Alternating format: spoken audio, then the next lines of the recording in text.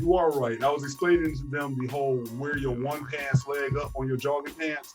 You know, Exactly. I will pull it up. That's one that's like, that's a generational thing. Exactly. Why? Right. You put lotion on one leg, but not the other one.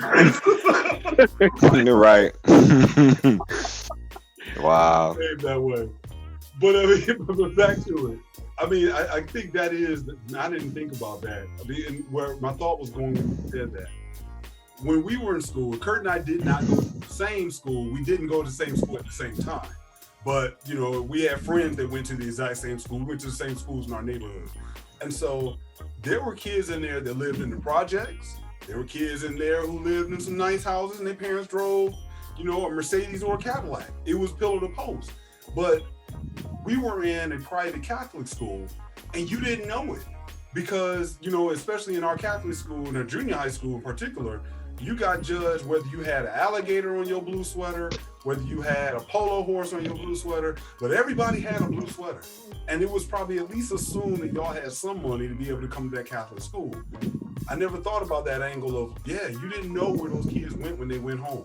We don't know who had rats, roaches, or who had chandeliers. We had no idea because by the time we all just came to that school, you know, you just knew who seemed like they had, who mom and daddy seemed like they had some money and who didn't. I couldn't imagine in a hotel type of situation. I mean, I knew the complex I had living in a so-called half of a house because we lived in a duplex. And I remember some kids making some comments about, oh, you live in a half house. We didn't live, you know, just a single detached home. So, wow. Well, let me go here with it then.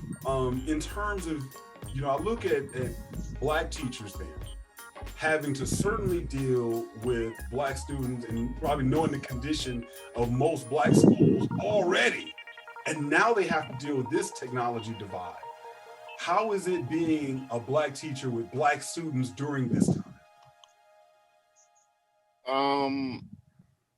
So again, our generation, older people, oh, these kids know about technology. They can do anything. That's what I thought. They can play on the phone. They can play on the computer. And I mean play. When it comes to, I need you to type this paper and I need you to spell check it and I need you to email it to me. Huh? What?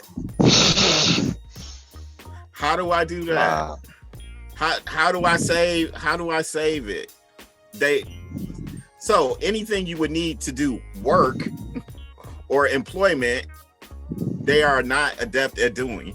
So a false assumption is that they are technologically literate, which is not true. Because you know how to play on the phone and make an Instagram video, I'm sure if you become an influencer, it's a marketable skill. But other than that. Wow. I mean, that was always my assumption. I mean, I know in my industry, we look at the next generation, the millennials, we'll just say. We look at the millennials as being the ones that are going to be technological. They're going to be how do we say tech savvy. Yes, we'll just say tech savvy. They're going to be tech savvy. So when they get into, let's say, a car, they're going to immediately know, okay, this is how I'm going to work the nav, or this is how I'm going to work the electronics in here because I'm used to doing it on my phone, on my computer. So I'm going to be able to do it in my vehicle. And you're saying they're probably going to get in there and only know how to go to Instagram. Yeah, Dev. So now you don't even have to type. Word has come up with the dictate button. You just speak into the computer and it will type everything for you. And wait, what? You may not have to talk. Yes, you have to talk in the video to the Word document and it will type it for you. You do not have to type it. What if I want to type it? Why would you type it when all you have to do is talk to the computer and it will type it for you? Man, recently we took our kids to a museum and it ended up, it was in Vegas. So it had the old, I think basically we'd just say news building when they did the newspapers from there. Had this old Remington typewriter there. And I was telling my kids, now mind you, this is going back in like the 1920s or 30s. I'm like, I remember typing my early college papers on a typewriter. And so it's, you know, you look at, I mean, the decades that you have this similarity But yet now we're talking, that was only a little over 2 decades ago that I was on a typewriter. You mean to say these kids can't even do it when they just have to talk into this thing? I mean, Correct. So how Like I was like, don't you know how to use voice to text? Some of them didn't know how to use voice to text on their phone. Wow. So okay, let me ask this. In corporate world, they would say, let us now have a bunch of classes to show people how to use some of these new things. Like now we'll say Microsoft Teams or whatever.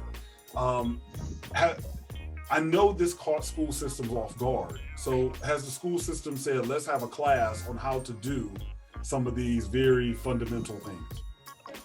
No, we have not. So I try to incorporate it in my class. I like to demonstrate, show them how easy it is. Some of them still don't know how to share the screen. And it's very difficult to teach someone on the computer when you can't see their screen and they're trying to explain it to you, but they don't have the vocabulary to explain what's going on the computer. So then you have to try and guess what's going on because you can't actually see their screen because they don't know how to share the screen. What grade is this? I was just hold on. Let's play a fun game. I was thinking that too. High school. No, tell them. No, I wanted you not. I was gonna have you two guess what grade we were talking about, and then I was actually gonna say 8th grade, so I wasn't gonna Hey, be too so far. students still ask me, can they write things on paper? To which my response is, you will never have a job in your lifetime where you will write anything down in your employment life. Pretty much. Everything you do will be typed or on a computer. So why would I teach you to do something that's obsolete? Yeah. Good point. Well, okay, no, you say high school. Now, are we talking about seniors or are we talking about 9th graders? It don't even matter at that point. Not what we talking about. Actually. Well, I was gonna say because 9th graders, when they come into high school, they kind of, it's more of like the wow factor of, oh my God, I'm in high school, where it's like 12th graders, they're just being lazy. So that's where I wanted to see what we were going here. So there are, how can I say, definitely educational disparities where you should know how to write at least a paragraph by the time you reach high school, which students do not. Wow. And then the other thing you have to remember is reading, because the way you learn to write is through reading, because the way you speak is not the same way you write. Mm-hmm. So if you never read anything, you're never going to learn how to write because you don't know the format or the language of writing.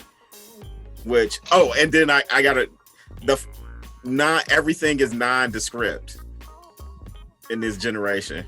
You know that thing that I was trying to help you with the other day when we was doing that other thing? Oh, that thing. What? Who's on first? What were we doing? You know that thing? No, I don't know. What are you talking about? Well, remember when you was in class the other day and you showed us that one thing and then you went to that? No, I need to know what exactly you are talking about. We're doomed. There is no detail. Everything is in general. We are doomed. Wow. Okay. I definitely do not want to live long. For real. For real. I believe we are about to go into a dark age. Yeah, it's coming. Okay, so now I do think, this is just my personal opinion, so I'm just going to put it out that way. I do think there is a difference in what men bring to the table in teaching and what women bring to the table in teaching. So my assumption is going to be that may be a perception that you may have, but perhaps maybe some women may feel like they may not feel the same way. The reason why I say that is, I think your style of basically saying, why am I going to do something that you're not going to need in the future? I think that's something that we do as men often. Even when raising our children, where we're not necessarily concerned with today. It's like, I want you to be the man or the woman. I'm preparing you for the future. So with that said, I think you bring a different skill set. Of course, I'm not saying that women can't, I'm saying that you by default bring that in. You being a black male teacher in that classroom, how is it? How has it been in the school system here?